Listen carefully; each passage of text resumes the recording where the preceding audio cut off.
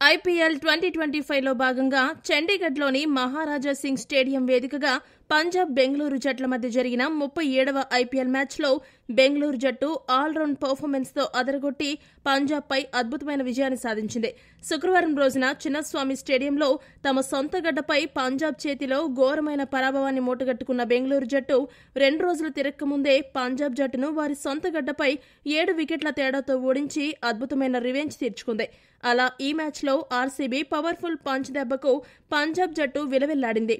ఇక్కడ ఒక ఆసక్తికరమైన విషయం ఏంటంటే ఈ సీజన్లో ఇప్పటివరకు సొంత గడ్డపై ఒక్క మ్యాచ్ కూడా గెలవని బెంగళూరు జట్టు ప్రత్యర్థుల సొంత గడ్డపై ఒక్కసారి కూడా ఓడిపోకుండా అన్ని మ్యాచ్లు గెలిచి ఒక కొత్త పరంపరకు తెరలేపింది. ఈ సీజన్లో బెంగళూరు జట్టును గమనిస్తే ఆ జట్టు సమతూకంగా ఉంది. బ్యాటింగ్ విభాగం, ఇటు బౌలింగ్ విభాగం రెండు కూడా అద్భుతంగా పర్ఫామ్ చేస్తున్నాయి. ఈ సీజన్లో బెంగళూరు జట్టు భువనేశ్వర్ కుమార్, సుయాష్ శర్మ, హాసిల్వుడ్, కృణాల్ పాండ్యా చేరికతో వారి బౌలింగ్ బలం గతంలో కంటే బాగా పెరిగింది. ఈ రోజు మ్యాచ్లో కూడా ఆర్సీబీ గెలుపులో ఆ జట్టు బౌలర్లు కీలక పాత్ర పోషించారు. 200 స్కోరు చేసే పిచ్పై అద్భుతమైన బౌలింగ్ చేసి పంజాబ్ను పూర్తిగా కట్టడి చేశారు. ఇక ఈ మ్యాచ్లో కోహ్లీ, పడిక్కల్ అద్భుతమైన బ్యాటింగ్తో పంజాబ్ జట్టుకు గెలిచే అవకాశమే లేకుండా చేశారు. కోహ్లీ మరోసారి యాంకల్ రోల్ పోషించి బ్యాటింగ్కు బ్రాండ్ అంబాసిడర్గా నిలవగా పడిక్కల్ పవర్ఫుల్ హిట్టింగ్తో తగ్గేదేలా అని దూసుకుపోయాడు. ఇక గత మ్యాచ్లో చేసిన తప్పులు సరిదిద్దుకుని ఈ మ్యాచ్లో ఆర్సీబీ గెలుపును సాధించడం అభినందించాల్సిన విషయం. గత మ్యాచ్లో వన్ డౌన్ బ్యాటర్గా బాగా ఆడుతున్న పడిక్కల్ను అనవసరంగా తప్పించారు. అందుకు ఆర్సీబీ భారీ మూల్యమే చెల్లించుకుంది. ఆ మ్యాచ్లో ఓటమి పాలైంది. ఆ తప్పును సరిచేసుకుంటూ ఈ రోజు మ్యాచ్లో ఆర్సీబీ జట్టు పడిక్కల్ను తిరిగి జట్టులోకి తీసుకునింది. పడిక్కల్ కూడా ఈ మ్యాచ్లో తనకు వచ్చిన అవకాశాన్ని సద్వినియోగం చేసుకుని మ్యాచ్ విన్నింగ్ ఇన్నింగ్స్ ఆడాడు. తాను ఎంత భీకర హిట్టర్ అనే విషయాన్ని జట్టు యాజమాన్యానికి స్పష్టంగా తన బ్యాటింగ్ ద్వారా తెలియజేశాడు. నాకు తెలిసి ఈ రోజు బ్యాటింగ్ తర్వాత ఈ సీజన్లో ఇంకెప్పుడు బెంగళూరు జట్టు పడిక్కల్ను పక్కన పెట్టాలనే తప్పు చేయదని నేను అనుకుంటున్నాను. ఇక ఈ మ్యాచ్లో పంజాబ్ జట్టు ఓటమికి కారణం ఆ జట్టు బ్యాటర్లే. సులభంగా 200 పరుగులు లేదంటే కనీసం 190 పరుగులు చేసే పిచ్పై పంజాబ్ బొక్కబోర్లా పడింది. పంజాబ్ జట్టు బౌలింగ్ అద్భుతంగా ఉంది, కానీ ఆ జట్టు బ్యాటింగ్ విభాగం మాత్రం తీవ్రంగా నిరాశపరుస్తోంది. పంజాబ్ జట్టులో Shreyas Iyer out of form లో ఉన్నాడు. శశాంక్ సింగ్ స్థిరంగా ఆడలేకపోతున్నాడు. స్టోయినిస్, మాక్స్వెల్ ఈ ఇద్దరు ఆస్ట్రేలియా ఆటగాళ్ల వల్ల పంజాబ్కు పావలా ఉపయోగం కూడా లేకుండా పోయింది. శ్రేయాస్ అయ్యర్, శశాంక్ సింగ్, మాక్స్వెల్, స్టోయినిస్ ఈ నలుగురు అవుట్ ఆఫ్ ఫామ్ లో ఉండడం ఆ జట్టుపై ఒత్తిడి పెంచుతోంది. పంజాబ్ జట్టు రాబోయే మ్యాచ్ల్లో బ్యాటింగ్ లోపాలను సరిచేసుకోకపోతే ప్లేఆఫ్స్ కు చేరడం కష్టమవుతుంది. ఒకవేళ ప్లేఆఫ్స్ కు చేరినా అక్కడి నుండైనా వెనుతిరగడం ఖాయమనిపిస్తోంది. ఇక పాయింట్స్ టేబుల్ విషయానికి వస్తే ఈ మ్యాచ్ కు ముందు వరకు పంజాబ్ జట్టు 3వ స్థానంలో ఉండగా బెంగళూరు జట్టు 5వ స్థానంలో ఉండేది. కానీ ఈ మ్యాచ్లో విజయం సాధించడం ద్వారా పంజాబ్ జట్టుని 4వ స్థానానికి నెట్టి బెంగళూరు జట్టు 5వ స్థానం నుండి 3వ స్థానానికి ఎగబాకింది. టాస్ గెలిచిన బెంగళూరు జట్టు మొదట బౌలింగ్ చేయాలని నిర్ణయించుకుంది. బ్యాటింగ్ దిగిన పంజాబ్ జట్టుకు ఆ జట్టు ఓపెనర్లు ప్రియాంష్ ఆర్య, ప్రభ్సిమ్రాన్ సింగ్ ఇద్దరు కూడా పర్వాలేదనిపించే ఆరంభాన్నిచ్చారు. ఈ ఇద్దరూ కలిసి మొదటి వికెట్కు 42 పరుగుల కీలక భాగస్వామ్యాన్ని నెలకొల్పారు. అయితే దూకుడుగా ఆడే క్రమంలో 15 బంతుల్లో 147 స్ట్రైక్ రేట్తో 22 పరుగులు చేసిన ప్రియాంష్ ఆర్య, కృణాల్ పాండ్యా బౌలింగ్లో వెనుదిరిగాడు. ప్రియాంష్ ఆర్య బ్యాటింగ్ విధానం కొద్దిగా అభిషేక్ శర్మలాగా ఉంది. కొడితే హిట్టు లేదంటే ఫట్టు అనే ఫార్ములాతో బ్యాటింగ్ చేస్తున్నట్టు కనబడుతోంది. ఇక 200 స్ట్రైక్ రేట్తో అద్భుతంగా ఆడుతూ దూసుకుపోతున్న ఓపెనర్ ప్రభ్సిమ్రాన్ సింగ్ 17 బంతుల్లో 194 స్ట్రైక్ రేట్తో 33 పరుగులు చేసిన తర్వాత అతడు కూడా కృణాల్ పాండ్యా బౌలింగ్లోనే వికెట్ పారేసుకున్నాడు. గత కొన్ని మ్యాచ్లుగా దరిద్రమైన ఫామ్లో ఉన్న శ్రేయాస్ అయ్యర్ ఈ మ్యాచ్లో కూడా వన్ డౌన్ బ్యాటర్గా వచ్చి కేవలం 6 పరుగులు మాత్రమే చేసి వెనుదిరిగాడు. ఐపీఎల్ ముందు వరకు అద్భుతమైన ఫామ్లో ఉన్న శ్రేయాస్ అయ్యర్ ఈ ఐపీఎల్లో సింగిల్ డిజిట్ స్కోర్ను దాటలేక ఆవేశపడుతూ పంజాబ్ జట్టుకు గుదిబండగా మారడం ఆ జట్టుకు పెద్ద తలనొప్పిగా మారింది. 3 వికెట్లు పోతే పోయాయి. మిడిల్ ఆర్డర్లో జోష్ ఇంగ్లీష్ ఉన్నాడు. మ్యాచ్ను గెలిపించే నేహాల్ వదేరా ఉన్నాడు అనే ఆనందం పంజాబ్ జట్టుకు ఎక్కువసేపు నిలవలేదు. మిస్అండర్స్టాండింగ్ కారణంగా నేహాల్ వదేరా 2వ పరుగు కోసం అనవసరంగా పరిగెత్తి 5 పరుగులు మాత్రమే చేసి రన్అట్ అయ్యాడు. క్లిష్ట పరిస్థితుల్లో మధ్య ఓవర్లలో పరుగులు చేయాల్సిన సమయంలో పంజాబ్ వరుసగా వికెట్లు కోల్పోవడంతో ఆ జట్టు కష్టాలు మరింతగా పెరిగిపోయాయి.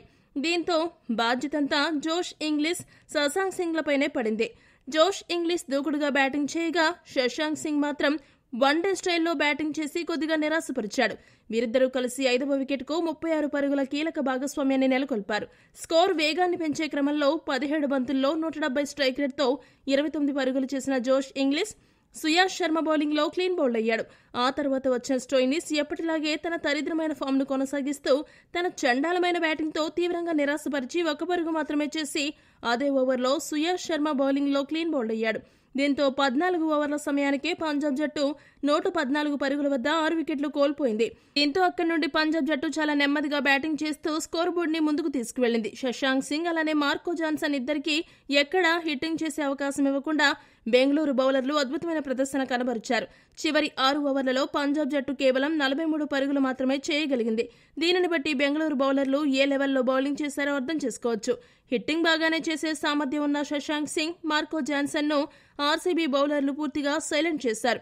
శశాంక్ సింగ్ ఈ మ్యాచ్లో కేవలం 1 బౌండరీ మాత్రమే కొట్టడం కొద్దిగా నిరాశపరిచే అంశమే. మ్యాచ్ ముగిసే సమయానికి శశాంక్ సింగ్ 33 బంతుల్లో 93 స్ట్రైక్ రేట్తో 31 పరుగులు చేయగా, మార్కో జాన్సన్ 20 బంతుల్లో 125 స్ట్రైక్ రేట్తో 25 పరుగులు చేసి అజేయంగా నిలిచారు. దీంతో 20 ఓవర్లు ముగిసే సమయానికి పంజాబ్ జట్టు 6 వికెట్లు నష్టపోయి 157 పరుగులు చేయగలిగింది. బెంగళూరు బౌలర్లు ఈ మ్యాచ్లో టాప్ క్లాస్ పర్ఫార్మెన్స్ తో అదరగొట్టారు. సుయాష్ శర్మ 4 ఓవర్లకు గాను 26 పరుగులు మాత్రమే ఇచ్చి 2 వికెట్లు పడగొట్టగా, కృణాల్ పాండ్యా 4 ఓవర్లకు గాను 25 పరుగులు ఇచ్చి 2 వికెట్లు పడగొట్టాడు. ఈ ఇద్దరు స్పిన్నర్లు అద్భుతమైన బౌలింగ్తో పంజాబ్ జట్టు నడ్డి విరిచారు. ఇక ఈ మ్యాచ్లో ఎంట్రీ ఇచ్చిన రొమారియో షెపర్డ్ 1 వికెట్ను దక్కించుకున్నాడు. భువనేశ్వర్ కుమార్ వికెట్లేమీ పడగొట్టకపోయినా 4 ఓవర్లకు 26 పరుగులు మాత్రమే ఇచ్చి అద్భుతమైన ఎకానమీతో బౌలింగ్ వేశాడు. 158 పరుగుల విజయ లక్ష్యంతో బరిలోకి దిగిన బెంగళూరు జట్టుకు మొదటి ఓవర్లోనే సూపర్ షాక్ తగిలింది. ఆ జట్టు ఓపెనర్ భీకర హిట్టర్ ఫిలిప్ సాల్ట్ 1 పరుగు మాత్రమే చేసి అవుట్ అయ్యాడు. ఇటువంటి పరిస్థితుల్లో మరో opener Virat Kohli, 1 down batter Padikkal ఇద్దరూ కలిసి అద్భుతమైన బ్యాటింగ్తో అదరగొట్టారు. కోహ్లీ యాంకర్ రోల్ పోషించగా, పడిక్కల్ జూలు విదిల్చిన సింహంలా బ్యాటింగ్ చేస్తూ దుమ్ములేపాడు. 170కి పైగా స్ట్రైక్ రేట్తో బ్యాటింగ్ చేస్తూ పవర్ ప్లేలో పవర్ఫుల్ స్కోర్ సాధించడానికి పడిక్కల్ తనదైన శైలిలో బ్యాటింగ్ చేశాడు.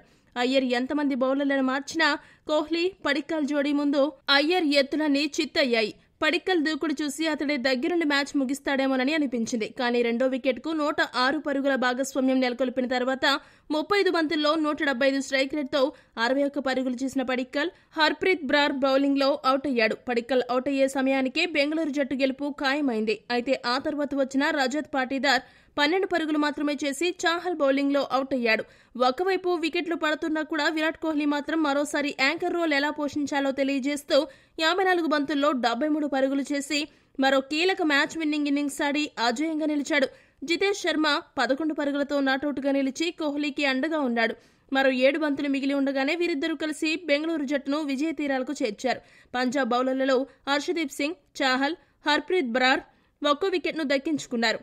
అలా ఈ మ్యాచ్లో పంజాబ్పై బెంగళూరు జట్టు అద్భుతమైన రివెంజ్ తీర్చుకుంటూ ఒక చక్కటి విజయాన్ని నమోదు చేసింది. ఈ వీడియో గనక మీకు నచ్చినట్టయితే లైక్, షేర్, కామెంట్ చేయండి. మరిన్ని స్పోర్ట్స్ అప్డేట్స్ కోసం మా ఛానల్ను సబ్స్క్రైబ్ చేసుకోండి.